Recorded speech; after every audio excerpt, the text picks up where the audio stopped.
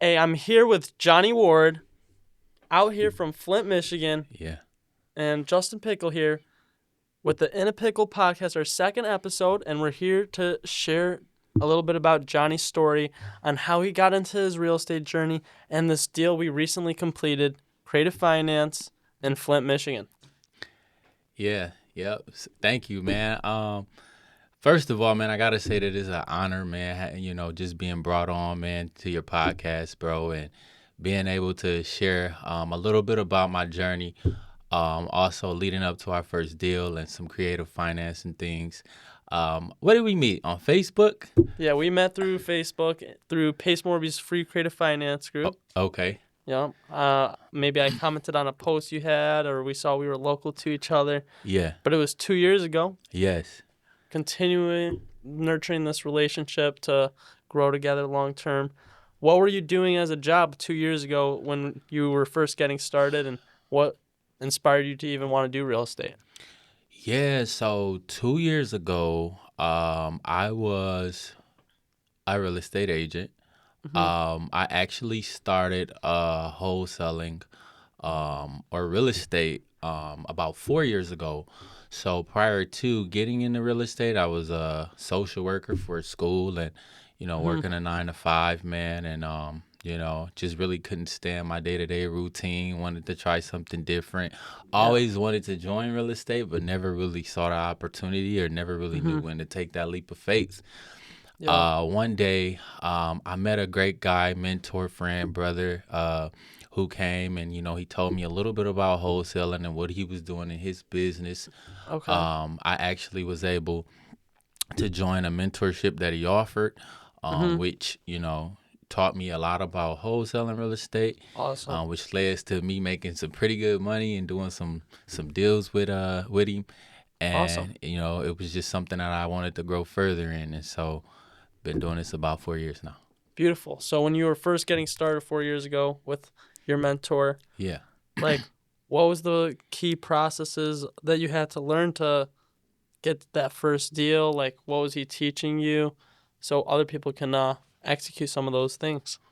Bro, like, And how long did it take? oh man, listen, our first deal took quite some time. I think, we were all at the beginning and kind of learning wholesale, um, as we went, but um, it took me some time, a little bit more time because, nobody in my family, I didn't come from home ownership. So people are Hmm. talking about inspections or contractors or, Yeah. deeds. And I Hmm. didn't know the difference. I didn't know red from blue back then. So, Yeah. so I was like a newborn child to real estate. So I'm sure he Hmm. was like, "Ah, I didn't charge this guy enough." For but, sure. it took me about, honestly, it took me about 6 months to get my first real estate deal. Hmm. And even then, just having him by my side, it was great because I never would have been able to do that on my own. So I'm super excited. Beautiful. So it took you 6 months of hard work to get you your first deal. Like, what were you calling, like, to find that person?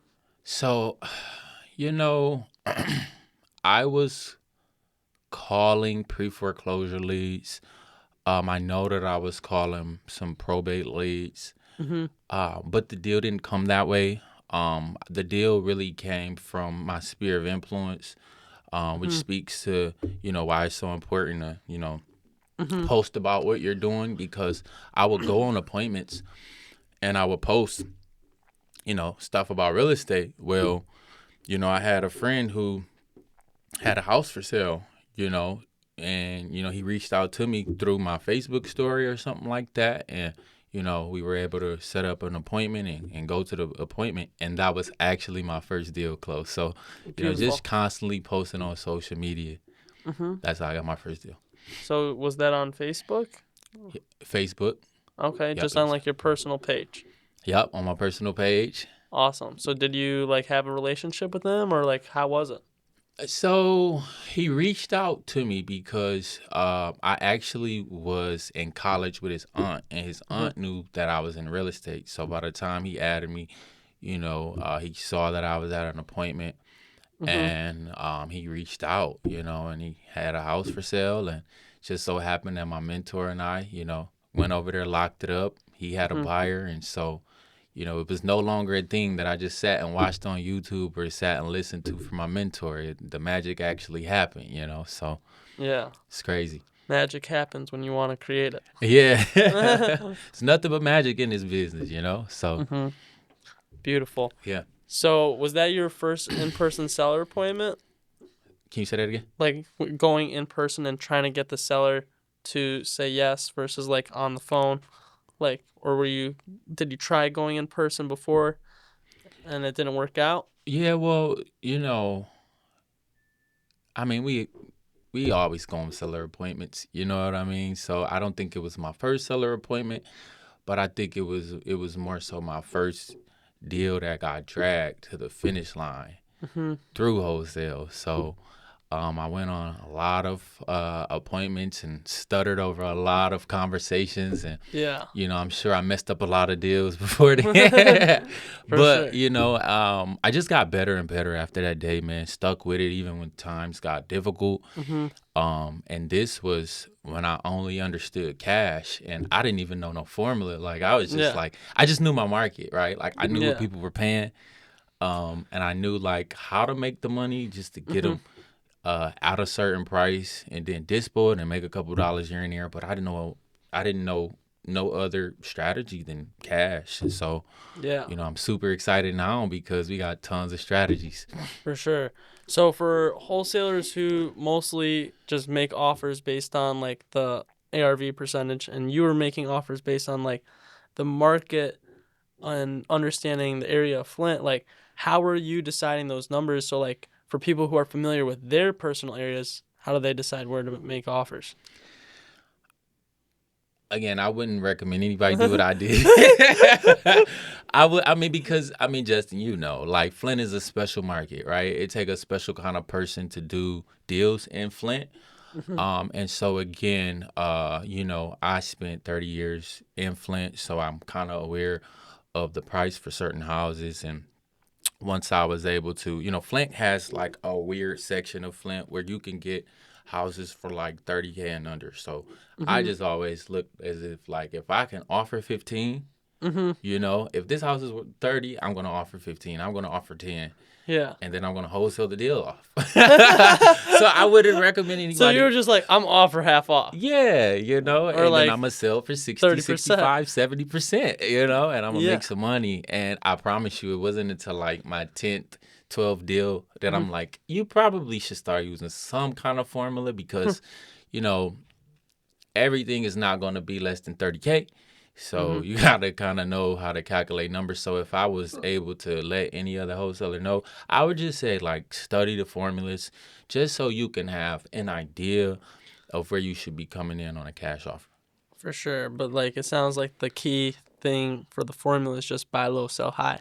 100%. That's. I mean, every real estate investor knows buy low, sell high, and make the money in the middle. So So, what do you believe your key learning lessons or successes or failures throughout that beginning journey process to get up until like this year for you to take in on and continue learning based off those experiences?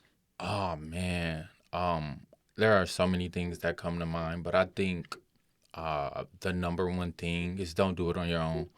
I was one of those people that if it's 10K on a deal, I want 10K on a deal. But I also like I was working too hard, right? Like I was working with sellers and I was turning around trying to dispo my own deals. Mm-hmm. And now, this has been the first year that I joined the sub two community. So, just even Mm-hmm. understanding how important having a community is and having people Mm-hmm. who, want to make money with you, but more importantly than the money, just building like lifelong friendships and Yeah. relationships. I'm a people person, I love Yep. people. So, once I was exposed to, my guy JP to go himself and the many, many other people that are amazing in this community, it showed me like, make some friends, make some money, enjoy the business. I mean, this business is gonna have ups, it's gonna have downs. And so That's for I sure. think that before I joined the community, I just had like I'm just gonna do it on myself mindset.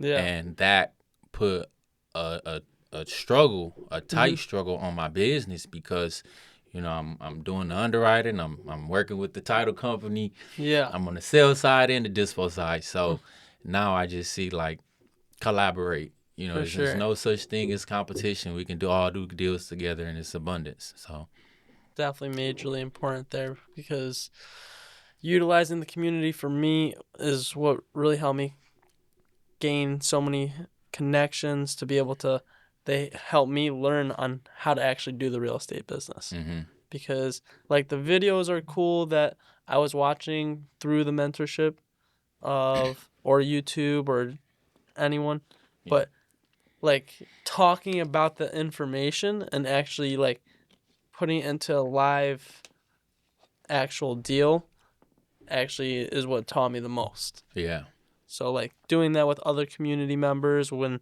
I'm talking to a buyer in the sub two community or any community, or when I'm helping out another wholesaler who needs help underwriting, or hmm when I needed help underwriting yeah, in the beginning, it was majorly important to like figure out different cities around the country yeah, because if you want to go nationwide, like you're constantly jumping into markets where you gotta talk to the buyers. They're the real underwriters. They're hmm telling you what's good and bad. So it's up to us to get that feedback loop constantly to sell them the deals, but have a general metric to underwrite it beforehand. yeah. But like each market's gonna be different. Like you're mentioning, you understand the neighborhoods of Flint, so it's the same thing in Florida versus Texas or Tennessee or Michigan. Yeah, community is just so important, man. Like I didn't know the true value was actually in having relationships, and I'm sure we're gonna even talk about that with us in our first deal because even as I reflect on our deal, like, I had a mindset like just find a buyer, right? Like lock something up, immediately start dispoing, not even Hmm. really thinking there are other wholesalers that got title companies, transaction coordinators, buyers, whatever you may need in your business that you don't have. And so, Hmm. and you can do deals with these people every single day. Yeah. You can pick one thing to focus on and JV with other wholesalers or just like you Hmm. mentioned, you hop into a market. I may call a wholesaler and just ask them certain questions, have them underwrite it or have them look at it and, do deals with them. So community Hmm. is super important, man. Yeah. I'm excited to be a part of the community. Yeah. So when did you join the community exactly Um, I want to say May, of this year? May of this year, but it was definitely after a sub two meetup. Dude, I went to a meeting and it was like it was where I needed to be. You Yeah. know what I mean? Like coming from somebody who kind of did everything on their own business to being in a room full of people who familiar with Hmm. wholesale and capital raising and flipping and creative finance, and it was a no brainer for me. Hmm. So Definitely. yeah, Meetups are super important. That's why we host them. So everyone in the Michigan community is able to come and hang out to talk amongst each other, whether I'm doing a deal with them or you guys are doing deals amongst each other. We're all growing constantly and helping the Detroit community get more deals, whether they're buying, yeah, wholesaling, lending. We're all collaborating. 100%, bro. Love the energy, man. Keep it going. I'll be there as often as I can, bro. Yeah, Yeah. just like you were there today for the Power Hour with Oh yeah, Malachi. bro. We got a 15 package portfolio in DFW. I can't Beautiful. wait to move this. Let's make some money. So you talked to an agent or a seller or what happened? So Wholesaler? I'm actually in connect with a wholesaler right Mhm. now, but this wholesaler is based out in Hawaii or so, Mhm. and he can't move the deal. So reached out to him and let him know that we can do some dispo. So we're Beautiful. looking to get it closed, get it assigned, get it closed, and make Yeah, some money. for sure. So you ready to do some dispo on your own as well? Man, I want to do it, bro. Okay, Absolutely, for sure. absolutely. So, but yeah, what's up with this deal? Let's talk about this creative deal we did, man. How do you feel about it? Yeah, so it was a phenomenal deal we did overall. Like, it was my first zero down. deal as well, just Okay. like you. But Okay. I'd done a few creative finance Okay. deals. Well, I've a lot of sub twos, but a few Okay. seller finance. Like those are harder to come by. Yeah. Yeah, but let's break it down here. You were talking to the seller Yeah. for a long time. Like, Yeah, why bro. did it take so long for them to actually sign the paperwork and do a deal with us? Yeah. So, with this deal, I really just focused on rapport, right? Mhm. Like sometimes I can be pushy, pushy, pushy. And Mhm. then sometimes I realize that sometimes I can be so pushy that I can push a seller away. And these sellers just, they were older, they had some things going on. It was a probate deal, so you could still feel that grief in the air and the Mhm. tension, Yeah, dealt with some crying on the phones, dealt with some misunderstandings.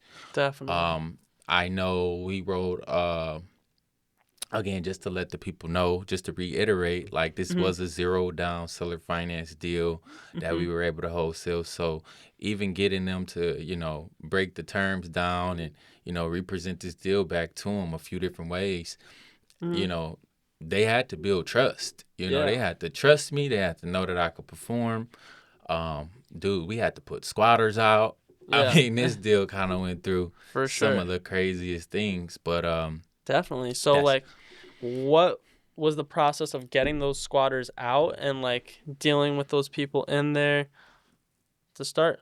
Um, dude, one day we pulled up to the house and they were there and they were like ready to fight. And you know, sometimes Gets dangerous. as often as I can, I try to go to properties with someone. I mean, Mhm. there are a lot of times that I might step out by myself, but we did not know we were walking in on squatters. We were just coming to change some locks. So, we were able to, the seller was out of town. He wanted us to come check on the house, left the key, and change the lock for him. And, I got a good friend who's a handyman who kind of came out there with him. And, he did majority of the, putting out. I just did the deal. Yeah.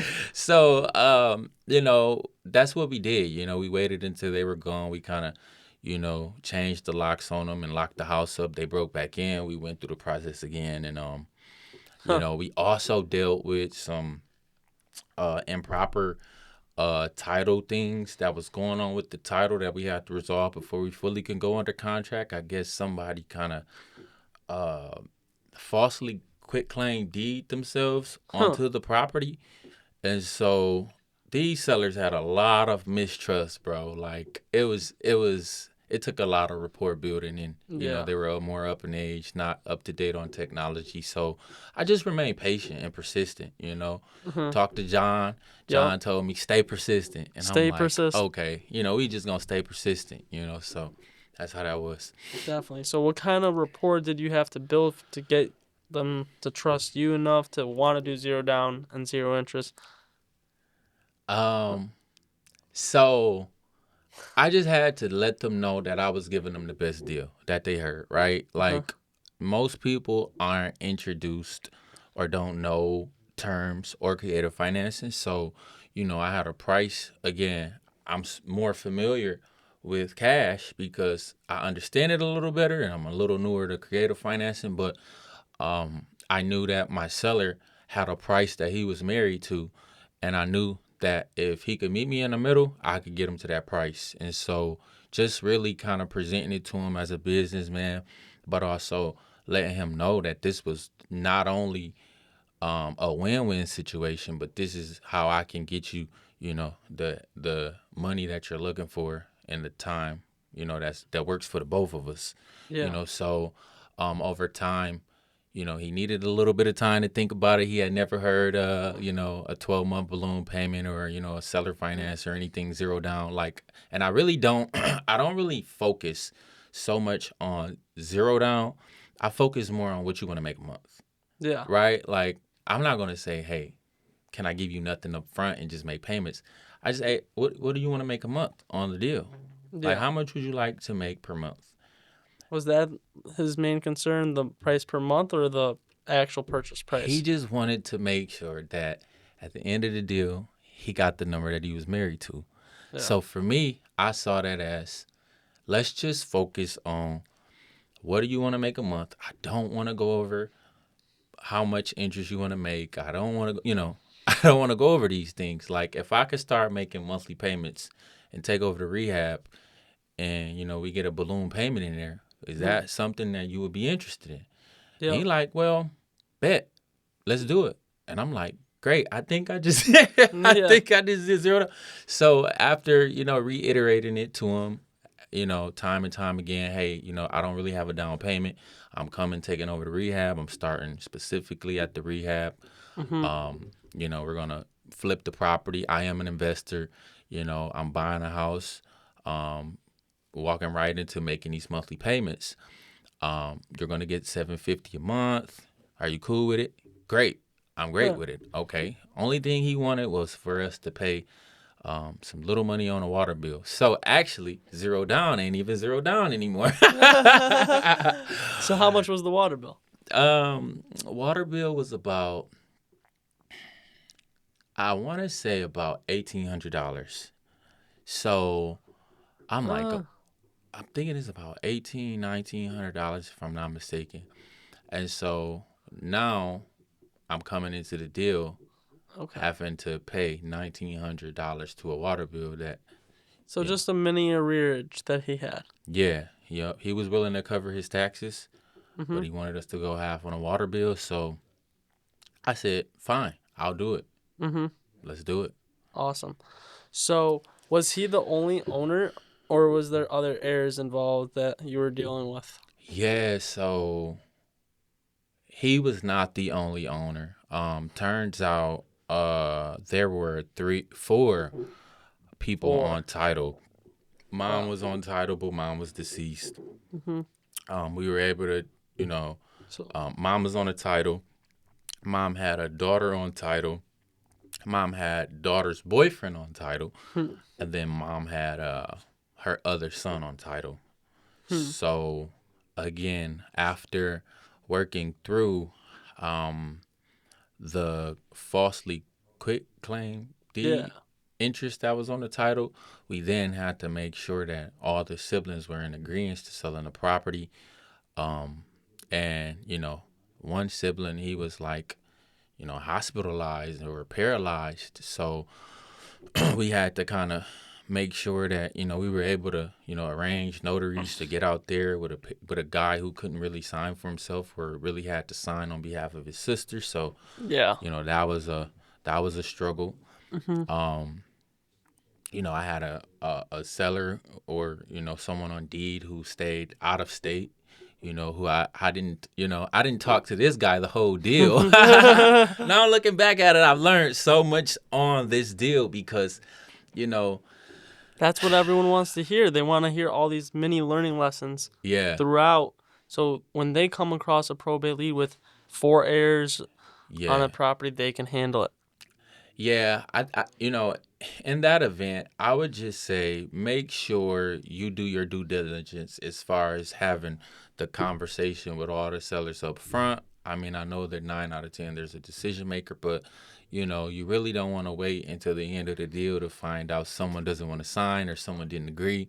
You don't want to have a buyer in place, EMD, whatever you make, and you didn't do Hmm. your due diligence as far as checking in with all sellers. So, luckily for this deal, even though I didn't speak to one of the out of town sellers that was on the deed, I mean, he was able to, he was pretty quick and responsive in the grand scheme of things as far as getting me, the paperwork that I need because we had to overnight him some documents. So, Mm-hmm. um, and then one of my sellers just had surgery in the middle of the deal. Yeah.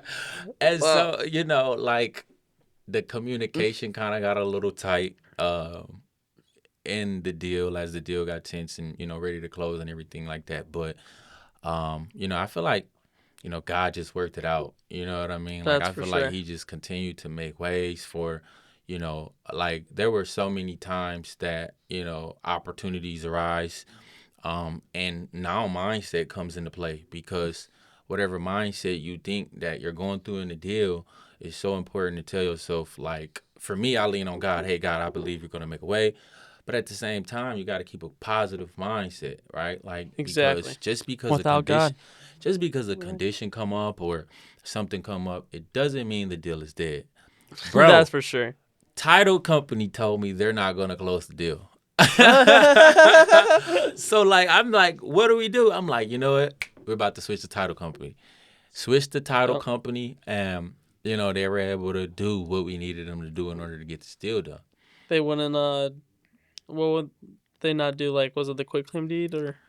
I think that it was the affidavit of heirship, right? Because in Michigan, sometimes um, a property could sell without going through probate Mm-hmm. if the affidavit of heirship is recorded correctly and put in place the way that it should be. So, you know, one title company is like, hey, this property needs to go to probate. We can't close it. The other title company is like, well, let me introduce you to, you know, this affidavit of heirship and some other Nice. documents that I was not aware. Um, Beautiful. and you know, they were able to close the deal. So, So, what qualifies someone to do affidavit of heirship if someone come across us? what qualifies someone to do it? Yeah, so they can skip the probate process. Um, I well that depends. What I learned from actually doing this deal is it really depends state to state. You know, because some states don't do affidavit of heirship. I Mm-hmm. guess, you know, so I can only speak for me. I'm not sure what states does it that Let's way. focus on Michigan though. And Michigan, so again, you know, if someone um you know transitions, Mm-hmm. let's say you got a mom or a dad transition, they leaving the house to their children, and you're trying to sell the property, but it hasn't gone through probate. Correct me if I'm wrong.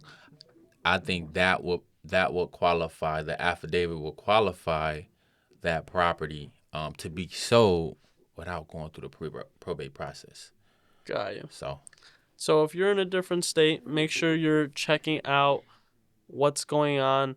If you can get the affidavit of heirship and move yes, your process faster for your client, for sure. yeah, 100%, Yeah. 100%.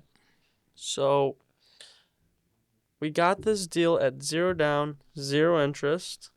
It was a 12-month balloon. Yes. What was the purchase price? Purchase price is 85 grand.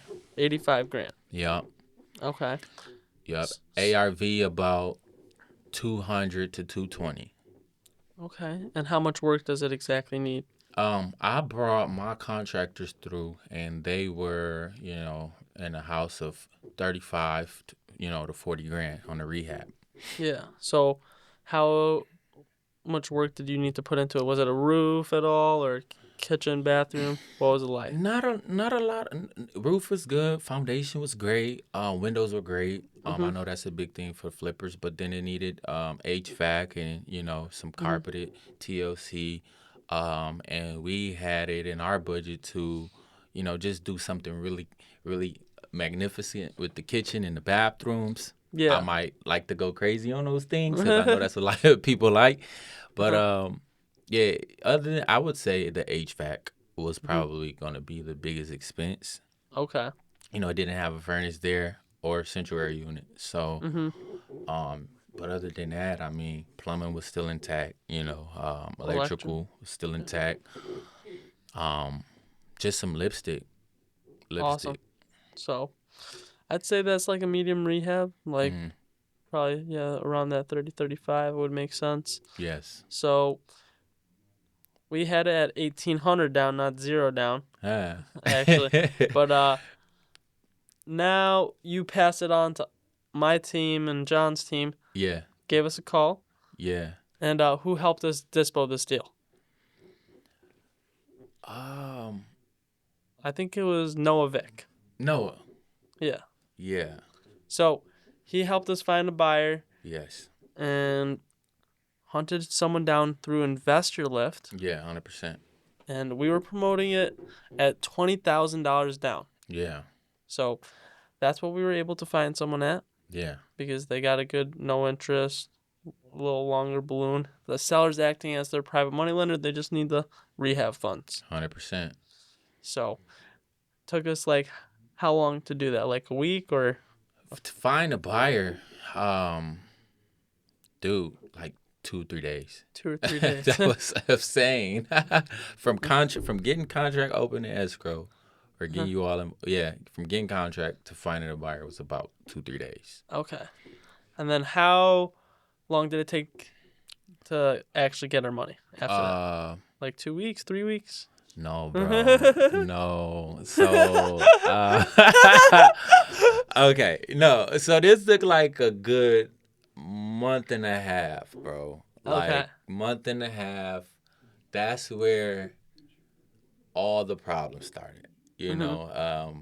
Literally like surgery, right? Like I don't think I knew my seller was gonna go to surgery. I don't think that, you know, I knew that they were gonna my sellers weren't gonna sign as quickly as I may have needed them to. I didn't know that there was a brother. A condition came up to where we needed to clear because again we had to switch title companies. So a little bit of everything started happening, but more roadblocks, and then God handled. Yeah, but I also gotta shout you out though. Like you and my guy John Pickell, JP, the GOAT himself, because double JP the times double two. JPs, man. Because like what I learned, you all taught me that no matter what comes up, like just make sure you look at it like we can get through this. Every time I called John was like. There was times I'm like, man, I gotta call John, and I'm sure he ain't gonna want to know what I'm about to tell him. Yeah. But like, bro, every time I got on the phone, it was like, oh man, that's no problem. Like we can do this. Yeah. And so for me, right? It's like happens all the time in wholesaling. It's like a natural thing. Yeah. Or probably realtors too. Like deals are constantly falling apart. Yeah. But like you can put them back together. Yeah. You're like Lazarus. Yeah. Yeah. So my thing was just like mindset, right? Because when we're faced with these obstacles, what are you gonna do? Are you gonna think the worst, or are you gonna think the best? And so I think that deal taught me like no matter what pops up, right? I've never been told a deal needs to go to probate. Yeah. Right? I could just pout and say whatever, simple change of title company. You know what I 100%. mean? Or whatever condition that may be out there. If you're a new wholesaler, like just, keep a positive mindset, call somebody, reach out, and you'll be surprised. Sometimes I think it's just talking to another wholesaler who wants to see you in that, you hear these aspiring words that it's like, okay, I feel better. Whatever call I got to make or whatever we got to do to get this deal to the finish line, we're going to close it. And 100%. that's exactly what happened. So, yep, that's what it is. I had the same thing happen again, I believe yesterday or the day before with one of the wholesalers. We're working with the buyer pretty much is moving super slow motion. The lender is extending the closing, and they took forever for the appraisal. yeah. But the wholesaler was like, I'm just going to give up on the deal. Yeah. I'm not going to do it anymore. I don't know if they're serious. Yeah. And then I just had to call them, make sure the earnest money was actually in, sort things out with the lender, get their number. So you just got to communicate with more people because this one was a wholesaler connector one. So there was like 3 wholesalers involved. Yeah. Got to deal with my dispo team and a buyer. Yeah. So. Yeah. How does that work for you? Like, and I guess I'm gonna make him transparent. Like, how do you there was never a time that I felt like I'm just gonna leave the deal, but like, how does coaching other wholesalers through deals actively work for you? Like, where do you even find the mindset or the strength to even do so? Is that something you practice or? I mean, that's a serious question, I think that's the most fun part. Wow. Yeah. Really? Yeah. I like things being put back together. Like, yes. even so like when I was a kid, like me and my dad played basketball. Like for some reason he always liked to let them win in the beginning. Yeah. And then come back at the end. Wow. He's just like more of a challenge. Yeah. So like the more of a challenge it is, the more rewarding it feels. Wow, that's crazy. Yep. That's crazy, man. It's crazy you could take that concept because again, there's so many concepts you can just take from life, and when you look at these deals, it's like they replay, right? Like, Yeah. things start off good or great in wholesale deals, and then they got to go to the kitchen to cook up, and then it's like everybody can't Hmm. be in the kitchen, but Yeah. to have you and John, in those moments where deals get tough, to make sure that whether you're a new wholesaler, like I wouldn't consider myself new. I would say I got a little bit of experience, but it's always good to learn, man. So like learning It from never just ends. yeah, bro, like mindset, whether you're working on Hmm. mindset or whether you're working on just objections, for this Hmm. particular deal, I think just community, relationships, and mindset would Yeah. be like the things that I would take from the deal. Forget the money, bro. It's not about the money, it's like So community, relationships, and what's the third one? mindset. Mindset. Yeah, bro. That is going to be That hugely important. yes. I think community and relationship is the same thing though. It Well, just actually, no. You provide the community, and then it's up to you to create the relationships, see. and then it's up to you to continuously have that mindset to Yeah. do those deals, and then the money's just going to be after that. Yeah, because Values equal results.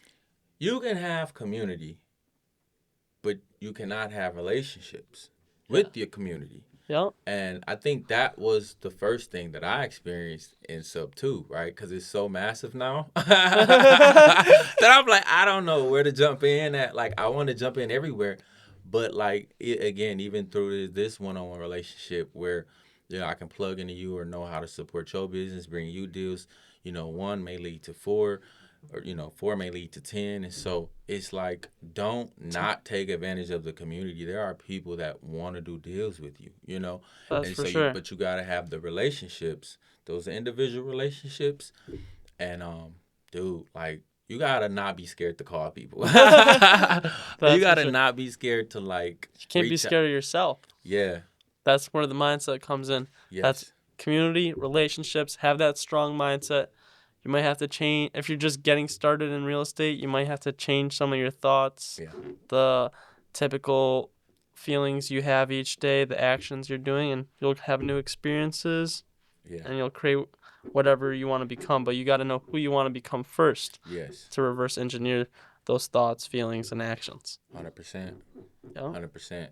So I'm excited, man. You're doing deals nationwide now, man, and using wholesale real estate to and also creative real estate, but also my community, to really just shift the perspective of my mindset, but also the trajectory of my family, right? Like, Yes. it's just such a powerful tool, and just having you in the community, bro, like, I'm just, I'm like out of this world right now. I'm on my own high right now. That's what it is. Yeah. Life is your own high. So Yeah. you're going to keep on taking it to new heights. Yes. What are some of your goals over like the next 6 months, a year, so people can reach out to you and help you with your goals and Yes. continuously help each other as we're building a community around ourselves? Yes. So the next 6 months, I'm really actually gonna be getting way more active on social media now. I struggled a little bit, not really knowing how to market because I do come from being an agent, and so now, I just want to help people. Whether you got a seller, if you got a seller that you need to lock up, right? I want to Hmm. help wholesalers that aren't comfortable locking up their deals, and also help them underwrite and dispo. So really, just being that connecting piece to other wholesalers who may have struggled with mindset, may have struggled with confidence. They struggle with putting those calls in or following up an action. Because you can call a deal, but can you Yeah. lock it up, right? Like, get the contract. And I know I struggle with that. So now looking back, I want to give back in those areas where I struggle. Beautiful.